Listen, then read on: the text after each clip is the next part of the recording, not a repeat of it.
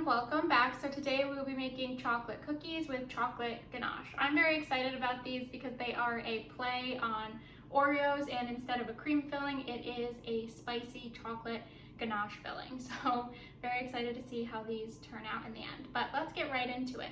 So first what we're going to do is we're going to cream together 3/4 of a cup of butter. And as you can see, I cubed it because this way it will cream easier and come to room temperature more quickly.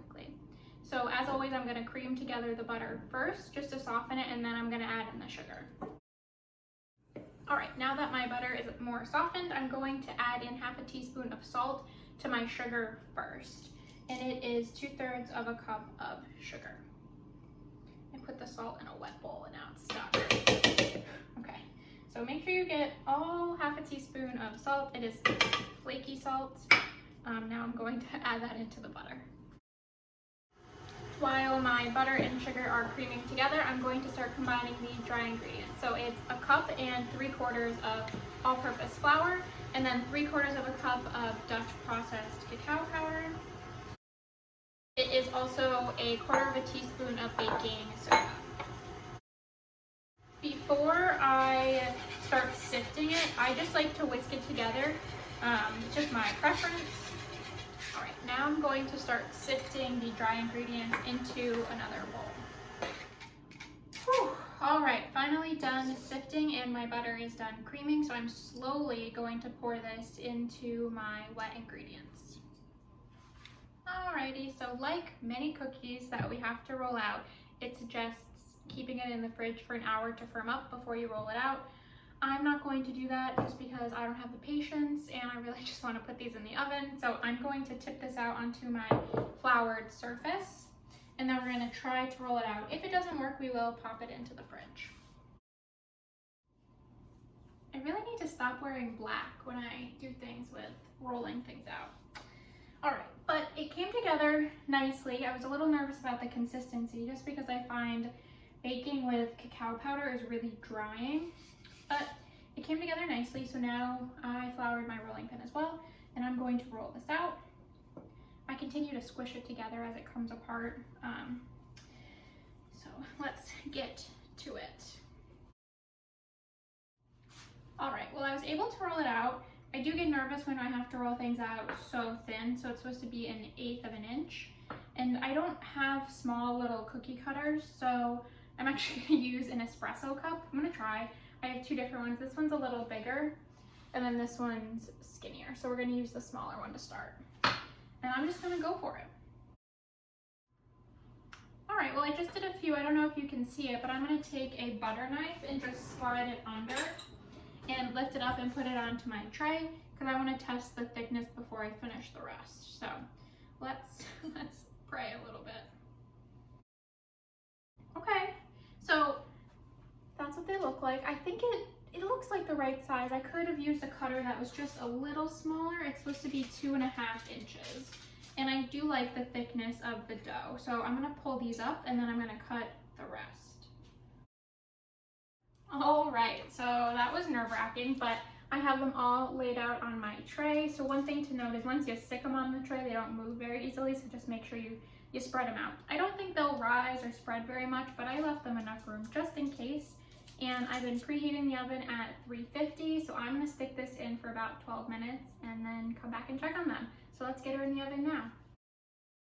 While those are in the oven, I'm gonna finish rolling out the rest of the cookies. One thing I realized is because they are a sandwich, you essentially need double the amount of cookies to make 1 cookie. So I think this batch will only yield about a dozen cookies. Okay, what feels like 10,000 years later, I finished rolling out the rest of the cookies, which I think you can see there.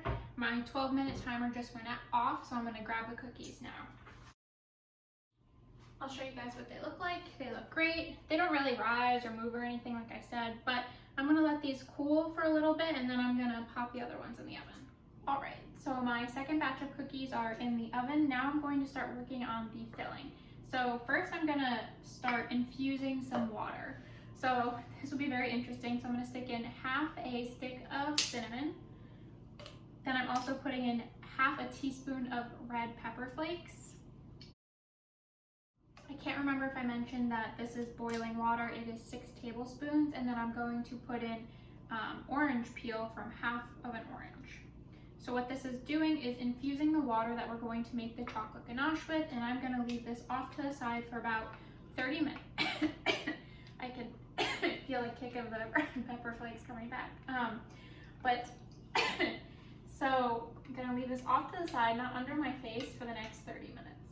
Okay, so while my water is infusing, I'm going to start combining some of the ingredients. So I have half a cup of 60% chocolate. Then I also have a 1/4 of a teaspoon of flaky salt. Again, in a wet bowl. I don't know why I keep doing this, and then so I'm supposed to use vanilla seeds. I forgot to buy some, so I'm just going to put in a touch of vanilla extract and just hope that it doesn't mess anything up. So I'm just gonna let that be, and I'll come back in about 5 minutes to check on my infusion. Now that my water is mostly finished infusing, I'm going to combine some of the sugars for the ganache. So what I'm going to do is put half a cup of granulated sugar in a saucepan. Then I'm also going to add 2½ teaspoons of corn syrup. I'm supposed to use light corn syrup, but I accidentally bought dark corn syrup, so I'm going to open this up now and add it in. So now I'm going to put this on the stove over low to medium heat until all the sugar is dissolved. Alright, so my sugar is melting, but what I wanted to know is that once the sugar is dissolved, you're going to bring it up to medium-high heat and bring it to a boil. You want it to come to about a light amber color. A little tricky for me because I got dark corn syrup, but if you're using light corn syrup, you'll be able to tell once it has turned into more of a caramel. You want to boil it for about 5 minutes to get it to that point. Alright, so this looks absolutely beautiful. I'm going to tip it so hopefully you can see. Obviously, I'm just being careful because it's really hot sugar, but it smells delicious and it is definitely darker than when I started out. So now, the part I'm really nervous about, I'm going to add in all of my aromatics right into here. I'm just mixing it so it doesn't seize too much. If it does, I'm just going to put it back on the heat. The sugar is still supposed to be smooth, and then ultimately what I'm going to do, also terrified about, is pour this over the chocolate, and this is what's going to melt the chocolate, and I'm also going to strain it at the same time. So thankfully my aromatics mostly stayed in here, but the red pepper flakes are in here. So I'm actually going to put this back on the stove for just another second because the corn syrup at the bottom did start to seize up a little bit.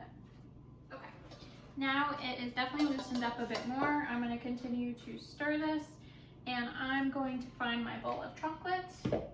I'm going to add my strainer on top, and I'm going to be very, very careful, and I'm going to pour this right over the chocolate, and then it will start to melt. Okay, that's not scary at all. I definitely was more nervous about that. So there is a little bit of sugar at the bottom of my pan, but I think that's to be expected. I'm just going to let this drain for a second or two. Perfect. None of the red pepper flakes fell through, so I'm going to call that a success. So this is what it looks like. I'm going to find a spoon, and I'm just going to stir it together, and this is what's going to be my ganache. I'm still going to mix this until all of the chocolate is melted, which it is.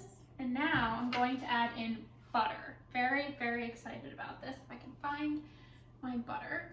So I'm going to add in 3½ tablespoons, and I'm going to add in a little bit at a time while the chocolate is still very warm. I'm just going to do a pat at a time. And then mix it. This looks amazing. I definitely think this is the best ganache I have ever made. It is the perfect consistency. I have made ganache before and it does not come out this well. So now what I'm going to do is leave this in the fridge for about 30 minutes to firm up, and then we'll be able to scoop it out onto our cookies. So let's put it in the fridge now. Oh my God.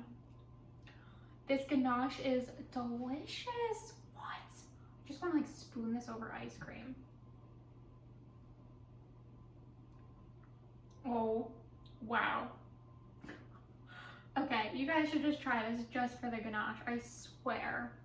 Okay, so the ganache has been chilling for at least 30 minutes. It's not super firm, but this is exactly what happened the last time I made ganache, and I don't really want to wait anymore, so I'm going to try a few out, and then I'm going to see if I need to let them chill for longer. So what I'm going to do is take a heaping spoonful of the ganache, essentially 1 tablespoon or a teaspoon, and then spread it with a knife. So it looks like this. And then let's place a cookie on top. All right. So I definitely could use a touch more, but that's mostly what it's supposed to look like. So I'm just gonna keep going through until they're all done.